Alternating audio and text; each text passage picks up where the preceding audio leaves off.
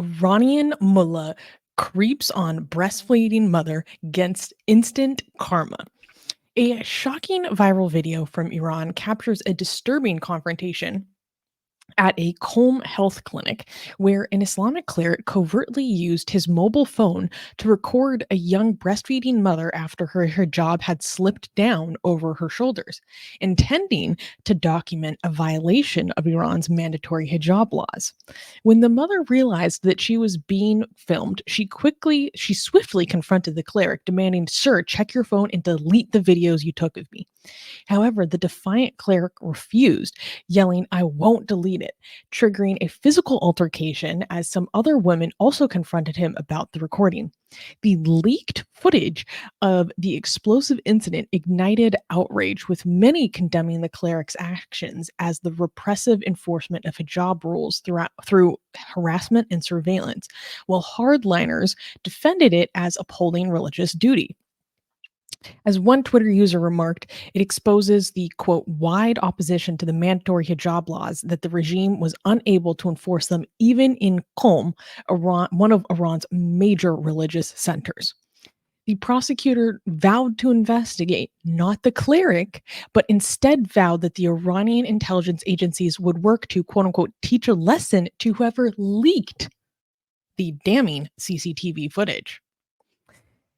So, I think we should let's just get into the footage, and we can start check out for ourselves what happened. Okay. I just want to say, even without watching the footage first, I have so many points to make about this because this has gone viral, right? In Iran, this has become major news, and for good reason, and it's now escalating. And it seems like it's just an incident in Qom at a hospital, but this has become a major political disaster. And guys, this is in Qom.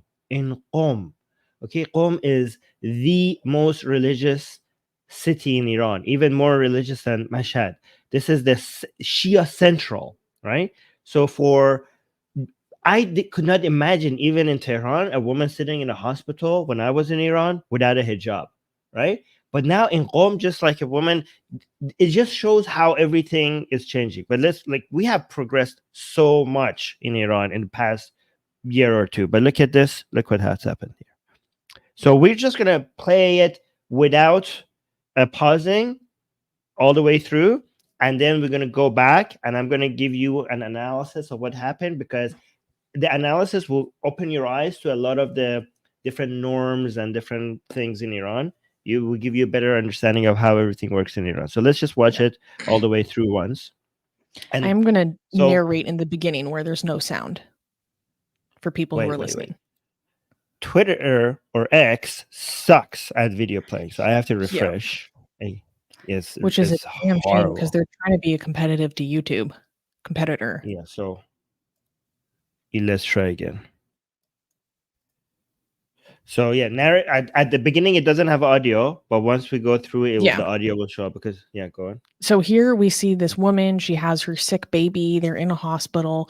She goes to this kind of little, she's in public, but she has to breastfeed her child. So she goes to a kind of more secluded area. She's crouching on the ground with her sick baby. And in the bottom right corner, you see this mullah. And you see he whips out his phone and he's taking videos because her hijab had slipped over her shoulders. And she notices at the last moment that he's filming her. All because she's breastfeeding her sick child and her hijab falls down.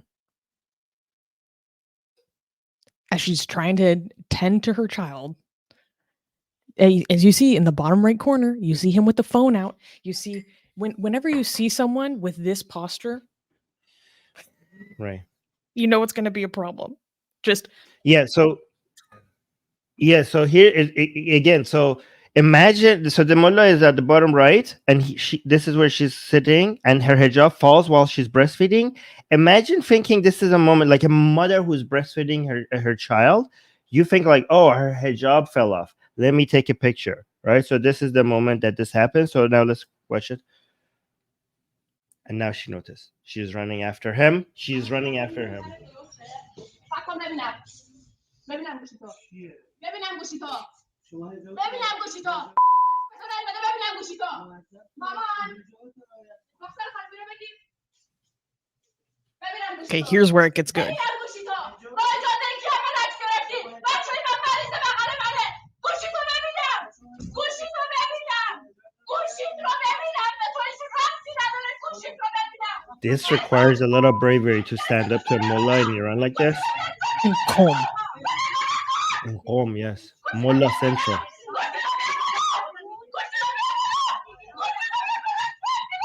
I will translate. Okay, so she's saying, give me your phone. Give me your phone.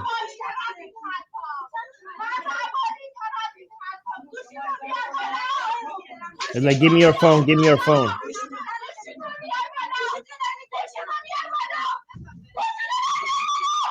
Because he took her picture. She wants the phone. She wants him to delete the picture. And like, so other people are like, why do you want her phone? And she says he took my picture. And so you see, these other women are trying to convince the mullah to give her the phone. Okay, so you know what? I have to.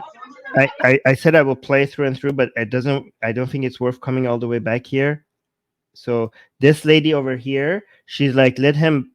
These women are talking to the mullah, trying to convince him to give her the phone and delete the picture. This lady, on the other hand, comes and tells her to like let the mullah be. So.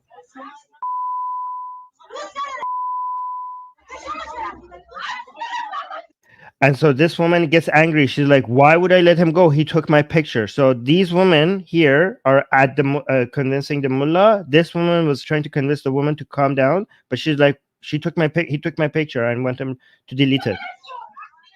Like, what do you mean let him go? He took my picture. So there's something interesting that happens here. Right?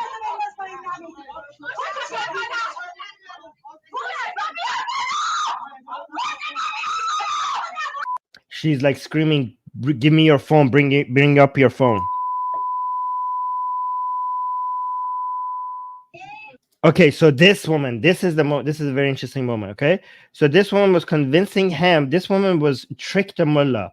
She tried to convince the mullah to just delete the photos, but when the mullah brought up his phone to delete the photos, she grabbed the phone from the hand of the mullah. She just snatched it. Look at this. Look at this woman right here.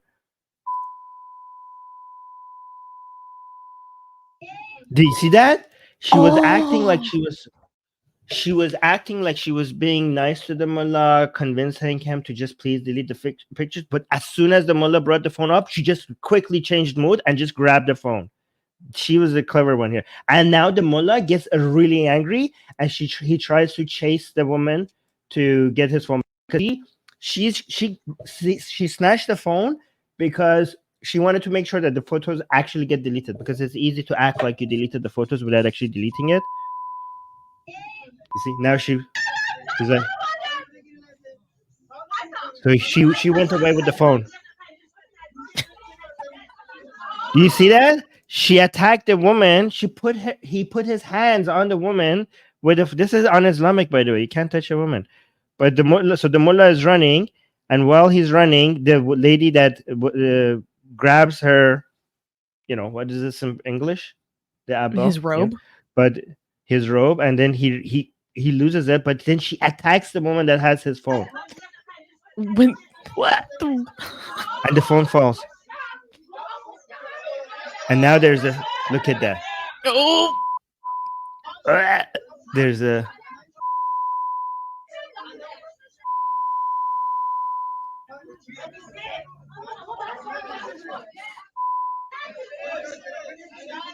This is unimaginable. People are like ganging up on a mullah like this in Iran, in Qom.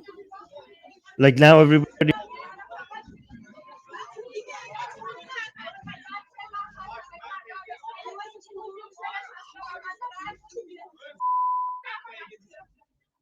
Okay.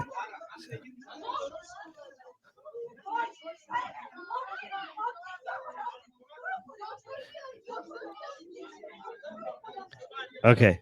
So this was just the beginning, because it's been days now, and this has started a firestorm in Iran. Okay. and it has been a semi-massa moment, and the government is scared because the government thinks that this is sparking an outrage against the whole regime in a way that it could start another wave of protests. So they are aggressively trying to crack this down against this. By the way, because it looks really bad. Remember, the government doing horrible things, it's not enough for it to just all of a sudden start protests. It needs to be a certain event that looks incredibly evil. And these all have those, marks, because it's a mother that was feeding her child, right? So you have the woman, Mullah versus woman in a hospital, right? So it has the Islam versus woman element, it has a mullah versus a mother, right? So the mullah representing the regime and the mother representing, the oppressed Iranian woman being oppressed. It's when it comes to deciding which side is the evil one, it's so easy to see that why this resonates with people, to see another reason why they hate everything about this regime and the mullahs. It was getting so desperate that the pro-regime people were on social media claiming that this is not the mother, this is the aunt. Like, what the hell? How does the aunt is like breastfeeding the child? But they know how bad it looks to go after a mother, that they were trying to spread rumors that she's not even the mother, right? And that didn't work out because the video doesn't make any sense. Then they're now saying that this was all planned. This is like the enemies of the regime. This was, yes, they're saying this was pre-designed. These are the enemies of the government. They designed all of this for it to happen like this. And I thought, like, okay, this is just a claim that they're throwing out for social media, and it's going to obviously be ridiculed and die out. But just yesterday, they went and arrested 4 people who recorded this. Of course. People, and now they're saying, and I'm not kidding you, this is the official statement from the government, okay? The people who they say they have arrested, they are now announcing that the arrested people are confessing that they recorded this to spread division in the country. The goal, so imagine this is the claim. Like, people in the hospital, they saw like this alteration. Like anywhere in the world, when something like this happens, some people will take out their phone and record. I imagine you claiming to the country that they were recording this with the intention of, like, oh yeah, let me sow division like in the country. That's what my goal is. Yeah, because whenever I see something crazy and I decide to film it in the US, the only answer is that I'm trying to. And now they're claiming that the owner of the hospital was in on this, right? They're saying, given that the owner of the hospital left the country before all this happening, shows that this was a whole conspiracy. The conspiracy, the camera and everything was all a setup to make the people anti the government. But here's the thing. This is fitna. Yeah. So here's another interesting thing. You might think that this is idiotic, but it works. The government, you feel like, who believes this? Why are they saying, like, guys, the government of Iran is not as stupid as you think. Their supporters are this stupid. The government understands, because sometimes, like, who are they saying this from?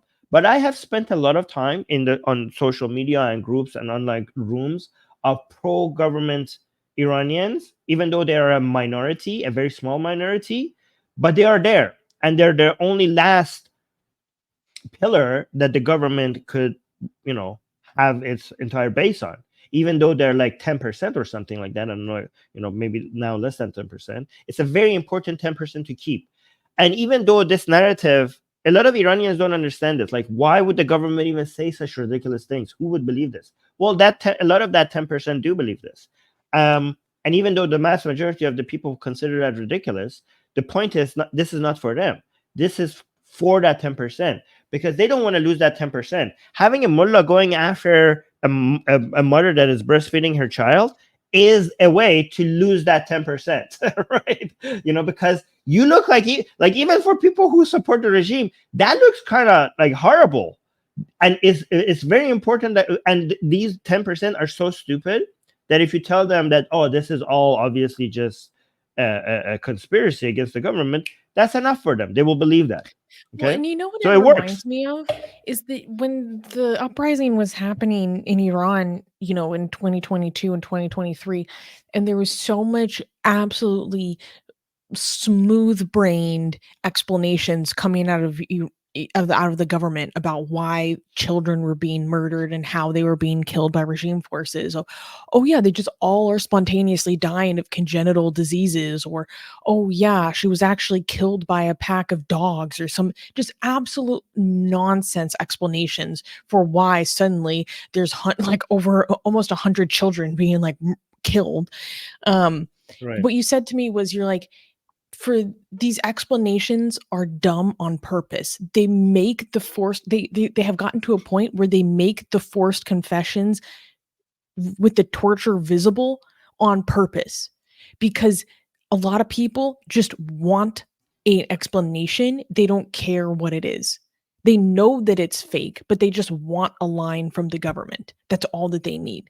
They just want a line. They just Yes. want something to say. They know it's fake. The government actually wants you to know that it's fake. Yeah. But they just need a line to sell. Yeah, exactly. Like during the protests, we have had regime forces going in and to people's homes and destroying their property, breaking their windows, breaking their cars, and all their videos were coming out because people were recording on their phone, right? And the government came out and said, like, oh, these are obviously fake police. People are wearing police gear and destroying people's property just to make the police look bad. And the pro-regime people bought it. They're like, obviously, Iranian police would not do something like this. Iranian regime forces would not do something like this, and they just accepted it. And I'm like, okay, this is, again, it's to keep the most Iranian people wouldn't believe that, but this is not for most. This is not to be consumed by most Iranian people. This is to be consumed by that 10%, because the Iranian regime does so much evil that even the current regime supporters would not be able to support it. Like they still have their humanity, so you have to feed them a lie to be able to keep them. They're just gullible, right? You don't need people to be evil to support the Islamic Republic of Iran. You just need them to be gullible and just tell them, like, well, they're lying about this, and they will just accept it. Yeah, there have even been some mullahs that have come out against it. So there was a former lawmaker, Ahmad Mazani, who wrote in an article referencing this incident. The seminaries should not allow clerics to be demoted to the role of officers of some government institutions, meaning they shouldn't act like moral police, they shouldn't act like besiegis, and should instead teach them how to treat people. Healthcare facilities are frequented by patients and their companions who might at times be perturbed due to the challenges of an illness. A woman who is breastfeeding her child needs love and respect the most. Basically, like, if you see a woman breastfeeding her child in a hospital, try again, trying to do it in a secluded area, because let's not forget that often breastfeeding mothers have no place to go breastfeed their children that is sanitary, that's not a public bathroom. So they have to do it in public. Maybe they don't even want to. So she tries to find some place that's a little bit sheltered, a little bit guarded, to give herself a sliver of privacy. In that moment, when she's taking care of her child, her hijab falls off, and that's your freaking concern? Being a fucking creep, just like record. That's your concern? By the way, it's very obvious when somebody is taking like because when people check their phone, it's like this. But when somebody is like down. It's like this. It's like, yeah, you're taking like this. It's so obvious.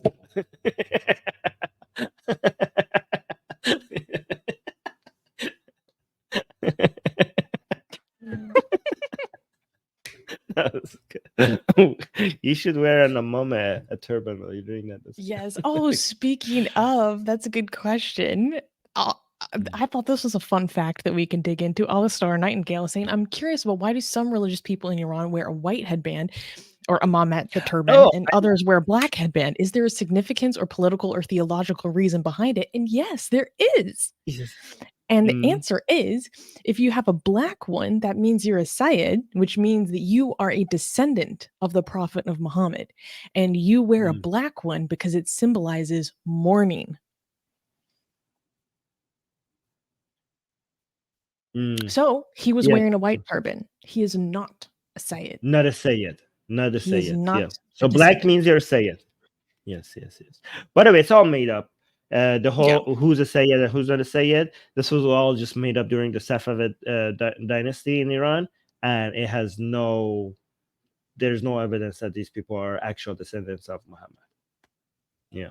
Do you know who makes the most amazing, gorgeous, and other adjectives that I can't use here on YouTube, blasphemous art ever? We do! And for some reason, we are giving it away for free. Download them now using the link in the description before we change our mind.